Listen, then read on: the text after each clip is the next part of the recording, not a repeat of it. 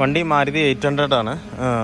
ഇതിൽ കംപ്ലൈൻ്റ് എന്ന് പറഞ്ഞു കഴിഞ്ഞാൽ റണ്ണിങ്ങിൽ തന്നെ വണ്ടി ഓഫായി പോവാണ്. ഓഫായി കഴിഞ്ഞ് കഴിഞ്ഞാൽ സ്റ്റാർട്ടാകാൻ കുറച്ച് സമയം എടുത്തിട്ടാണ് വണ്ടി സ്റ്റാർട്ടാകുന്നത്. അത് ഇന്നപ്പോന്നില്ല, ഓഫാകുന്നത് ഇന്ന സമയം എന്നില്ല, ഇടയ്ക്കിടയ്ക്ക് ഉണ്ടാവും. കൂടുതലും കട്ട് റോട്ടുകളിൽ അതുപോലെ ഗിയർ ചേഞ്ചിങ് വരുമ്പോൾ അങ്ങനെയൊക്കെ വരുമ്പോഴാണ് കൂടുതലായിട്ടും വണ്ടി ഓഫായി പോകുന്നത്. എന്താ വെച്ച് കഴിഞ്ഞാൽ ഇതിൻ്റെ ഒരു കറണ്ട് കിട്ടാത്ത പോലൊരു ഫീലാണ് ഇതിനകത്ത് ഓഫാകുമ്പോൾ നമുക്ക് കിട്ടുന്നത്. അപ്പോൾ ചെക്ക് ചെയ്ത് നോക്കിയപ്പോൾ ഇതിനകത്ത് വേറെ പ്രത്യേകിച്ച് കംപ്ലൈൻ്റ് ഒന്നും നമ്മൾ വിഷ്വലി നോക്കുമ്പോൾ കാണുന്നില്ല. പിന്നെ പ്ലഗ് നോക്കി, പ്ലഗ് വീക്കായിരുന്നു. അപ്പോൾ പ്ലഗ് 3 മാറി. അതിന് കൂടെ തന്നെ നമ്മൾ പ്ലഗ് വയറും ഒരു വയർ, ഇതിൻ്റെ ഈ വയർ ചെറിയൊരു ബുദ്ധിമുട്ടുണ്ടായിരുന്നു. അപ്പോൾ പ്ലഗ് സെറ്റും മാറി. എന്നിട്ടും ആ കംപ്ലൈൻറ്റ് റിപ്പീറ്റ് ആവുകയാണ്. അതേ കംപ്ലൈൻറ്റ് എന്താ വെച്ചാൽ കുറച്ച് ദൂരം ഓടിച്ച് നമ്മൾ ചിലപ്പോൾ റണ്ണിങ്ങിൽ തന്നെ ഇങ്ങനെ പോയിട്ടിരിക്കുമ്പോൾ തന്നെ ചിലപ്പോൾ ഓഫാവും. ഇന്നപ്പോൾ ഒന്നുമില്ല, ഒരു കണ്ടീഷനൊന്നുമില്ല അതിന്. ചൂടാകുമ്പോൾ ഓഫാവുക, അല്ലാന്നുണ്ടെങ്കിൽ ക്ലച്ച് ഔട്ടുമ്പോൾ ഓഫാവുക, അങ്ങനെ ഐഡ്ലിങ് നിൽക്കാത്തൊരവസ്ഥ, അങ്ങനെ ഒരു ഇതൊന്നുമില്ല.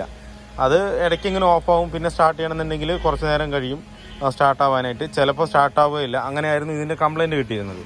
അപ്പോൾ ഇതിൻ്റെ കംപ്ലൈൻറ്റ് എന്ന് പറഞ്ഞു കഴിഞ്ഞാൽ ഈ കോയിലിൽ വരുന്ന ഈ ഒരു ഫ്യൂസിൻ്റെ കട്ട പോലൊരു സാധനം ഉണ്ട്. അതായിരുന്നു കംപ്ലൈൻറ്റ്. അതിൽ കംപ്ലൈൻറ്റ് നമുക്കങ്ങനെ പെട്ടെന്ന് നോക്കിയാലും മനസ്സിലാവില്ല. അതിലൊന്നും ഒരു കുഴപ്പമില്ല, പൊട്ടലോ ചീറ്റിലോ ഒന്നും കണ്ടില്ല, പൊട്ടുക പിടിക്കുക ഒന്നും ചെയ്തിട്ടില്ല. അപ്പോൾ കംപ്ലൈൻ്റ് ഒന്നും നമുക്ക് അങ്ങനെ കിട്ടില്ല. നമ്മളങ്ങനെ പെട്ടെന്ന് നോക്കിയാൽ ശ്രദ്ധിക്കില്ല. ഇതിൽ പ്രത്യേകിച്ച് മെയിനായിട്ട് നോക്കേണ്ട കാര്യം ഇത് ബോഡിയുമായിട്ട് എർത്താവുന്ന സാധനമാണ്. ഈ ക്ലാമ്പ് എന്ന് പറയുന്നത് ഈ ബോഡിയുമായിട്ട് എർത്താവും, കണ്ടില്ലേ? പക്ഷേ ഇത് വരുന്നത് പോസിറ്റീവാണ്. പോസിറ്റീവ് ഇതിൽ വന്നിട്ട് ഇത് നേരെ കോയിലിലേക്കും പോകും, ഒന്ന് ഡിസ്ട്രിബ്യൂട്ടറിലേക്കും ഇതിലേക്കും വരും, ഒന്ന് ഡിസ്ട്രിബ്യൂട്ടറിലേക്ക് വരും. അങ്ങനെയാണ് വരുന്നത്. അപ്പോൾ അങ്ങനെ ഇതിൽ ഈ ലൈനിൽ പോസിറ്റീവാണ് വരുന്നത്, ഇത് ഗ്രൗണ്ടാണ്. അപ്പോൾ ഇതിൻ്റെ സ്പ്രിങ് ഉണ്ടല്ലോ, കണ്ടില്ലേ? ഈ സ്പ്രിങ് വന്നിട്ട് ഈ ഗ്രൗണ്ടിൽ ടച്ച് ആവുകയാണ്. ആ ടച്ച് ആകുമ്പോഴാണ് വണ്ടി ഓഫ് ആകുന്നത്, കണ്ടില്ലേ? ഇതിൽ ടച്ചായി സ്പാർക്ക് അതിൻ്റെ പാട് കണ്ടില്ലേ? അങ്ങനെ അതിൽ മുട്ടുമ്പോഴാണ് വണ്ടി ഓഫായി പോകുന്നത്, സ്റ്റാർട്ടാകാതെ അങ്ങനെ നിൽക്കുന്നത്. പിന്നെ കുറച്ച് നേരം അങ്ങനെ നിന്ന് കഴിഞ്ഞ് കഴിഞ്ഞാൽ വീണ്ടും അത് സ്റ്റാർട്ടാവും. അതായിരുന്നു ഇതിൻ്റെ കംപ്ലൈൻറ്റ്. അപ്പോൾ നമ്മൾ ഈ സാധനം മാറ്റി ഇപ്പോൾ ഓടിച്ച് നോക്കുമ്പോൾ യാതൊരുവിധ ബുദ്ധിമുട്ടുകളോ ഇനിയിപ്പോൾ എന്താ പറയുക ഓഫാകുക പിടിക്കുക ഒന്നുമില്ല.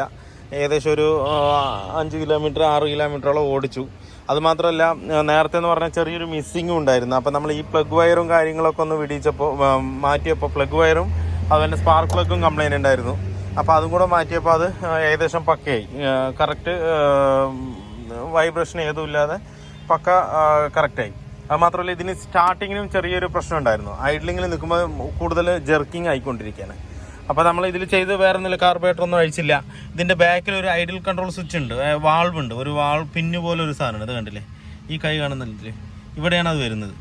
അപ്പോൾ അതൊന്ന് അഴിച്ചിട്ട് നമ്മളൊന്ന് ക്ലീൻ ചെയ്തെടുത്ത്, ഒരു നീഡിലുമാരത്തൊരു വാൾവാണ്. അതെടുത്തതിന് ശേഷം നമ്മുടെ ഈ വയറിൻ്റെ കേബിൾ ഉണ്ടല്ലോ, അത് ഉള്ളിലിട്ടിട്ട് ശരിക്കൊന്നും ക്ലീൻ ചെയ്തിട്ടൊന്ന് എയർ അടിച്ച് ക്ലീൻ ചെയ്താൽ മതി. അപ്പോൾ ആ കംപ്ലൈൻറ്റ് സോൾവ് ആകും. അതും ചെയ്ത് പിന്നെ അതുപോലെ തന്നെ നമ്മൾ ഡിസ്ട്രിബ്യൂട്ടർ കപ്പ് അഴിച്ചിട്ട് അതിൻ്റെ പോയിന്റുകൾ കംപ്ലീറ്റും ക്ലീൻ ചെയ്തിട്ടിട്ടുണ്ട്, കണ്ടില്ലേ? അതും ക്ലീൻ ചെയ്ത് കോൺടാക്ട് പോയിന്റ് നേരത്തെ ഇതിനകത്ത് മാറി വെച്ചിരിക്കുകയാണ്. നേരത്തെ ഇപ്പോൾ ചെയ്തെല്ലാം നേരത്തെ ചെയ്താണ്.